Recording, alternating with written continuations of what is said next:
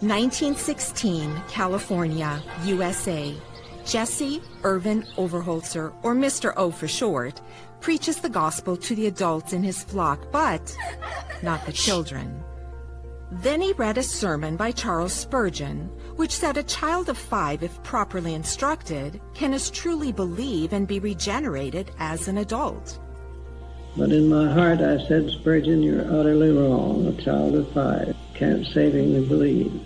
And I tried to dismiss the thought, but the Holy Spirit burdened me with it more and more. And I saw that if there was any truth in his statement, that there was a door of opportunity lying open before us that we were not entering at all. For I knew of no one at that time who was leading small children to Christ. Finally, I decided to lead some children to Christ and then watch them and see whether there was any evidence of their being regenerated. Among the 20 children Mr. O led to Christ were 2 sisters. Soon after, their mother came to a revival meeting and accepted Christ herself. As soon as I felt that I could, I went to her and said, would you mind telling me what has influenced you to come to Christ? And she said, the changed lives of my 2 little girls. And that's what started me in child evangelism. Mr. O left the pastorate and began a child evangelism movement. Inspired Christians gave funds to hire 2 full-time children's missionaries. Each missionary taught 5 after-school Bible clubs. In just the first 3 months, 300 children trusted Christ, and hundreds more attended the clubs. More volunteers joined the movement, but they needed training. In 1923, Mr. O started a school later known as Children's Ministries Institute. These new children's missionaries taught in churches, homes, and when there was no room indoors, they taught outside.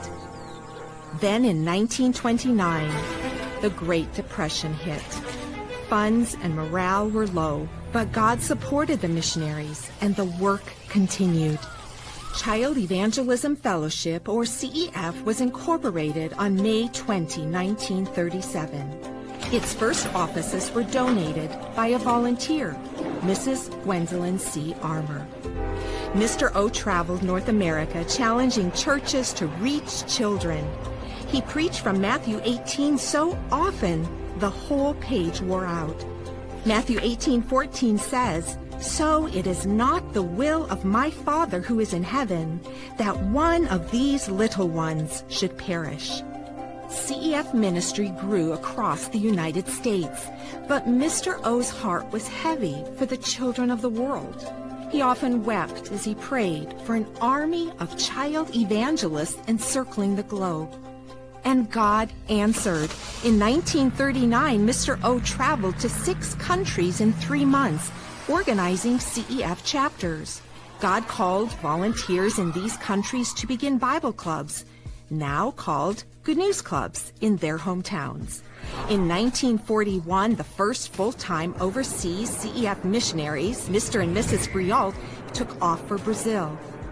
By Mr. O's death in 1955, CEF had chapters in more than 1,000 U.S. cities and 60 other countries. And CEF continued to grow steadily.